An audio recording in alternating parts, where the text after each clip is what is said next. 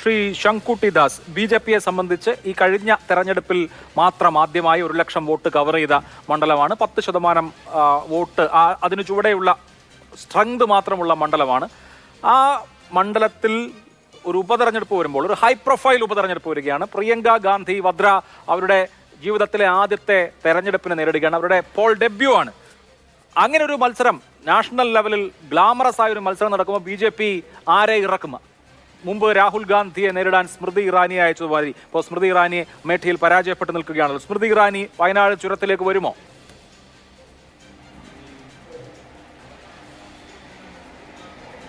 നോക്കൂ, ശരിയായ ഉത്തരങ്ങൾക്ക് ശരിയായിട്ടുള്ള ചോദ്യങ്ങൾ ചോദിക്കണം എന്ന് ആരോ പറഞ്ഞിട്ടുണ്ട്. തെറ്റായ ചോദ്യങ്ങൾക്ക് തെറ്റായ ഉത്തരങ്ങൾ മാത്രമേ തരികയുള്ളൂ. അങ്ങയുടെ എന്നോടുള്ള ചോദ്യം ഈ ഘട്ടത്തിൽ വളരെ നേരത്തെയാണ്. ബി.ജെ.പിയുടെ സ്ഥാനാർത്ഥി ആരാണെന്ന് തീരുമാനിക്കാനുള്ള അധികാരം എനിക്കില്ല. സ്വാഭാവികമായിട്ടും അത് കേന്ദ്ര നേതൃത്വമായിരിക്കും തീരുമാനിക്കുന്നത്. പക്ഷേ ഇവിടുത്തെ പ്രശ്നം യഥാർത്ഥത്തിൽ എന്താണ്? നമ്മൾ ചർച്ച ചെയ്യുന്ന വിഷയത്തിലുള്ള എൻ്റെ ഒരു നിലപാട് ഞാനൊന്ന് സൂചിപ്പിച്ചോട്ടെ. നമ്മൾ ഈ വിഷയത്തെ വളരെ കൗശലപൂർവ്വമാണ് കേരളത്തിലെ മാധ്യമങ്ങൾ ഉൾപ്പെടെ ജനങ്ങൾക്ക് മുമ്പിൽ പ്രസന്റ് ചെയ്തത്.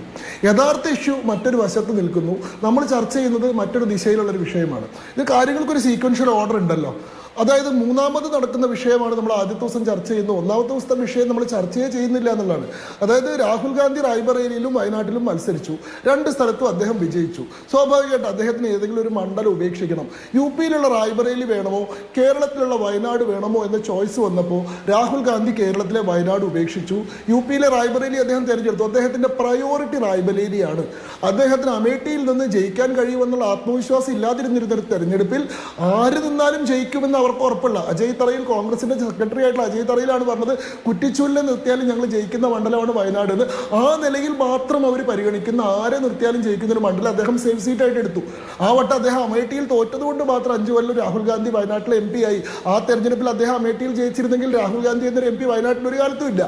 ഇത്തവണ റായ്ബറേലിയിലും ഇവിടെയും മത്സരിച്ചപ്പോൾ റായ്ബറേലി ഭാഗ്യവശാൽ അദ്ദേഹം ജയിച്ചു. അദ്ദേഹം വയനാട് എന്നുള്ള മണ്ഡലം അവരുടെ സാധാരണ മനോഭാവ പ്രകാരം അദ്ദേഹം ഉപേക്ഷിച്ചു. ഇവിടുത്തെ യഥാർത്ഥ പ്രശ്നം എന്താണ്? രാഹുൽ ഗാന്ധി വയനാട് ഒഴിയുന്നു എന്നുള്ളതാണ്. നമ്മൾ ആ വിഷയമല്ല ചർച്ച ചെയ്ത്. രാഹുൽ ഗാന്ധി വയനാട് ഒഴിഞ്ഞാൽ സ്വാഭാവികമായിട്ട് അവിടെ ഉപതെരഞ്ഞെടുപ്പ് വേണം. ഉപതെരഞ്ഞെടുപ്പ് വന്നാൽ അവിടെ എല്ലാ പാർട്ടികളും സ്ഥാനാർത്ഥി ആരാണെന്ന് നിശ്ചയിക്കണം. സ്ഥാനാർത്ഥി ആരാണെന്ന് നിശ്ചയിക്കുമ്പോൾ ബി.ജെ.പിയുടെ സ്ഥാനാർത്ഥിയും CPM-ന്റെ സ്ഥാനാർത്ഥിയും കോൺഗ്രസിന്റെ സ്ഥാനാർത്ഥി വരും. ആ ഘട്ടത്തിലാണ് പകരം വരുന്ന സ്ഥാനാർത്ഥി പ്രിയങ്ക ഗാന്ധിയാണ്. പ്രിയങ്ക ഗാന്ധിയുടെ പൊളിറ്റിക്കൽ ഡെബ്യൂട്ടിന്റെ പ്രസക്തി എന്താണ്? അവരുടെ മുന്നേയുള്ള മറ്റ് തെരഞ്ഞെടുപ്പുകൾ നടത്തിയിട്ടുള്ള പരിചയത്തിന് ഈ മണ്ഡലത്തിൽ എന്ത് ചെയ്യാൻ കഴിയും? ബി.ജെ.പി അതിനെ എങ്ങനെ കൗണ്ടർ ചെയ്യുന്നൊക്കെയുള്ള വിഷയം അപ്പോഴാണ്. അത് മൂന്നാമത്തെ ഘട്ടത്തിലാണ്. ആദ്യത്തെ വിഷയം എന്തുകൊണ്ട് രാഹുൽ ഗാന്ധി വയനാട് വെടിഞ്ഞു എന്നുള്ളതല്ലേ? രാഹുൽ ഗാന്ധി വയനാട്ടിലെ ജനങ്ങളോട് ചെയ്തത് വഞ്ചനയാണോ എന്നുള്ളതല്ലേ? രാഹുൽ ഗാന്ധിക്ക് റായ്ബറേലിയിൽ മാത്രം മത്സരിച്ചാൽ മതിയായിരുന്നല്ലോ.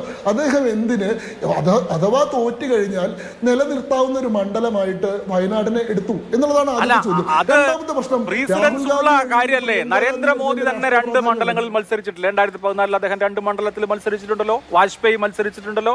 എത്രയോ ദേശീയ നേതാക്കൾ മത്സരിച്ചിട്ടുണ്ട്. സോണിയാഗാന്ധി മത്സരിച്ചിട്ടുണ്ട്. ഇന്ദിരാഗാന്ധി മത്സരിച്ചിട്ടുണ്ട്. 2 മണ്ഡലങ്ങളിൽ മത്സരിക്കുന്നത് ഈ രാജ്യത്ത് പ്രധാനപ്പെട്ട ദേശീയ നേതാക്കളൊക്കെ ചെയ്തിട്ടുള്ള കാര്യമാണ്. അങ്ങ് തുടർച്ചയായിട്ട് പറയുന്നത് വസ്തുതാവിരുദ്ധമായിട്ടുള്ള കാര്യങ്ങളാണ്. ആദ്യത്തെ ഊഴത്തിൽ അങ്ങ് പറഞ്ഞു ബി.ജെ.പിക്ക് 1 ലക്ഷത്തോളം വോട്ട് ആദ്യമായി കിട്ടിയ 10% മാത്രം വോട്ടുള്ള മണ്ഡലം. ബി.ജെ.പി വോട്ട് ഇരട്ടിയാക്കിയിട്ടുള്ള മണ്ഡലമാണ് വയനാട് മണ്ഡലം. 2019 78,000 വോട്ട് മാത്രം ഉണ്ടായിരുന്ന മണ്ഡലത്തിൽ 1,40,000 വോട്ട് 13% വോട്ടുണ്ട് ബി.ജെ.പിക്ക്. 13% വോട്ട് ബി.ജെ.പിക്ക് ഉണ്ട്. വയനാട് മണ്ഡലത്തിൽ ഈ വട്ടത്തെ മത്സരം നോക്കിക്കഴിഞ്ഞാൽ ഏറ്റവും വലിയ ഗെയിനർ ബി.ജെ.പി ആണ്. കോൺഗ്രസിന് വോട്ട് കുറയുക ചെയ്ത് 50,000 വോട്ട് കുറയുക ചെയ്ത്.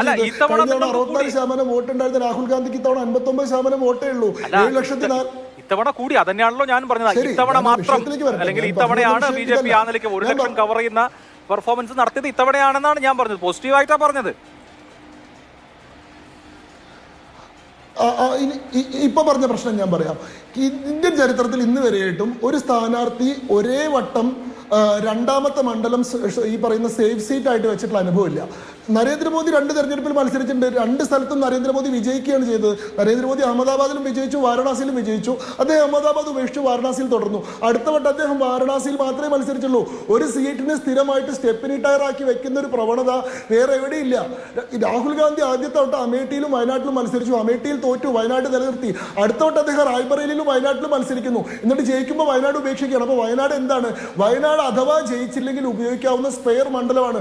ഇതിന് ഒരു പ്രസിഡൻസ് അങ്ങ് പറയൂ, ഇന്ത്യൻ രാഷ്ട്രീയത്തിൽ ഇതിനു മുമ്പായിട്ട് ഇങ്ങനെ ഒരു നേതാവ് ചെയ്ത കാര്യം അതൊന്നുമില്ല. ഇത് കോൺഗ്രസിന് എന്തും ആവാം എന്നതാണ് ഇവിടുത്തെ യഥാർത്ഥ ചോദ്യം. രാഹുൽ ഗാന്ധി ഇനി മാറുകയാണെന്ന് തന്നെ ഇരിക്കട്ടെ, റായ്ബറേലിയിൽ പോവുകയാണെന്ന് ഇരിക്കട്ടെ, എന്തിനാണ് ഒരു പ്രവാസി അല്ലാത്ത സ്ഥിരമായിട്ട് ആ മണ്ഡലത്തിൽ നിൽക്കുന്ന ഒരു MP യെ കൊടുക്കാനുള്ള അവസരം എന്താണ് കോൺഗ്രസ് ഉപയോഗിക്കാത്തത്? രാഹുൽ ഗാന്ധിയുടെ കുടുംബത്തിലെ ആരെങ്കിലും വയനാട്ടിൽ നിൽക്കുക എന്നുള്ളതാണോ പ്രധാനപ്പെട്ട ക്വസ്റ്റ്യൻ? ഗാന്ധി കുടുംബമായിട്ട് ഇപ്പൊ കോൺഗ്രസിന്റെ പ്രതിനിധി സംസാരിക്കുന്നത് എത്ര പൈങ്കിളി ആയിട്ടുള്ള രാഷ്ട്രീയമാണ്. അവർ വളരെ ഇമോഷണൽ ആയിട്ടുള്ള രാഹുൽ ഗാന്ധി കുടുംബത്തിന്റെ ഒരു വിഷയമാണ് അവർ സംസാരിക്കുന്നത്. വയനാട് തെരഞ്ഞെടുപ്പ് രാഹുൽ ഗാന്ധി കുടുംബത്തിന്റെ വൈകാരിക പ്രശ്നമല്ല, വയനാട്ടിലെ കുറെ മനുഷ്യരുടെ ജീവിത പ്രശ്നമാണ്. അവർക്ക് കഴിഞ്ഞ 5 കൊല്ലമായിട്ട് ഒരു പെർഫോമിംഗ് MP ഉണ്ടായിട്ടില്ല. രാഹുൽ ഗാന്ധിക്ക് അത് സാധിച്ചിരുന്നില്ല. നോക്കൂ, നാഷണൽ ആവറേജ് വെച്ച് നോക്കിക്കഴിഞ്ഞാൽ പോലും വളരെ ലീസ്റ്റ് പെർഫോമിംഗ് MP-മാരിൽ ഒരാളാണ്. അദ്ദേഹത്തിന് 51% അറ്റൻഡൻസ് ഉള്ളൂ പാർലമെന്റിൽ. National average 79%. കേരളത്തിലുള്ള MP-മാരുടെ ആവറേജ് 84%. അദ്ദേഹം ആകെ രാഹുൽ ഗാന്ധിയെ അയോഗ്യനാക്കിയതുകൊണ്ട് അദ്ദേഹത്തിന് നഷ്ടപ്പെട്ട സെഷൻസ് കൂടി നമ്മൾ ഇത് പറയുമ്പോൾ പരിഗണിക്കണം കേട്ടോ. കൂട്ടിയാൽ കിട്ടോ?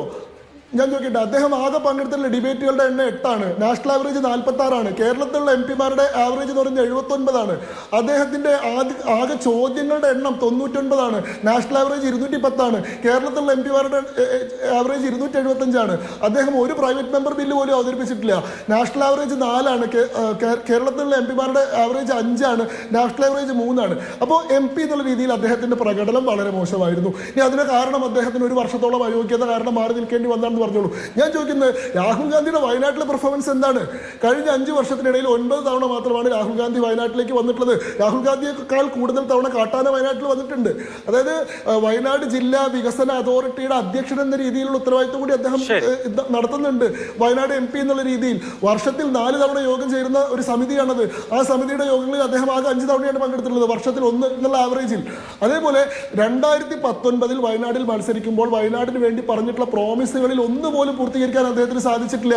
ഈ പറയുന്ന ബന്ദിപ്പൂർ രാത്രി യാത്രാ നിരോധനം, അല്ലെങ്കിൽ താമരശ്ശേരി ചുരത്തിലുള്ള ഗതാഗത പ്രശ്നം, അതല്ലെങ്കിൽ അവിടെ മെഡിക്കൽ കോളേജ് ഇല്ലാത്ത വിഷയം, ഇങ്ങനെ വനം വന്യജീവി പ്രശ്നവുമായി ബന്ധപ്പെട്ട വിഷയങ്ങൾ, ഇതിലെന്തെങ്കിലും ഒന്ന് പരിഹരിക്കാൻ സാധിച്ചില്ല. നമുക്കത് പറയാം. രാഹുൽ ഗാന്ധി തിരക്കായിരുന്നു. രാഹുൽ ഗാന്ധിയുടെ ദേശീയ രാഷ്ട്രീയത്തിലെ പ്രശ്നങ്ങളൊക്കെ കൈകാര്യം ചെയ്യാനുണ്ടായിരുന്നു. അംബാനിയോടോ അദാനിയോടൊക്കെ പോരാടുകയായിരുന്നു. വയനാട് നോക്കാൻ പറ്റില്ല. ഇപ്പൊ രാഹുൽ ഗാന്ധി വഴിയാണ്. ഇനിയെങ്കിലും വയനാട്ടിൽ സ്ഥിരമായി പ്രസൻസ് മെയിൻറ്റെയിൻ ചെയ്യാൻ കഴിയുന്ന കേരളത്തിൽ നിന്നുള്ള MP യെ കൊടുത്തൂടെ? അപ്പോഴും നിങ്ങൾ രാഹുൽ ഗാന്ധിയോടുള്ള വൈകാരിക ബന്ധം നിലനിർത്താൻ രാഹുൽ ഗാന്ധിയുടെ പ്രതിനിധിയായിട്ട് ഒരാളെ നിർത്തുകയാണ്, ഒരു പ്രവാസി MP യെ കൂടി നിർത്തുകയാണ്. നിങ്ങൾ വയനാട്ടിലെ ജനങ്ങളെ പറ്റി ചിന്തിക്കുന്നില്ല. നിങ്ങൾ രാഹുൽ ഗാന്ധിയുടെ കുടുംബത്തിന്റെ അവരുടെ ഒരു ഡിവൈൻ പ്രിവിലേജ്, അവരുടെ എൻടൈറ്റിൽമെന്റ് ആണ് നിങ്ങളുടെ പ്രശ്നം എന്നുള്ളതാണ് ഇതിലത്തെ യഥാർത്ഥ ചർച്ച.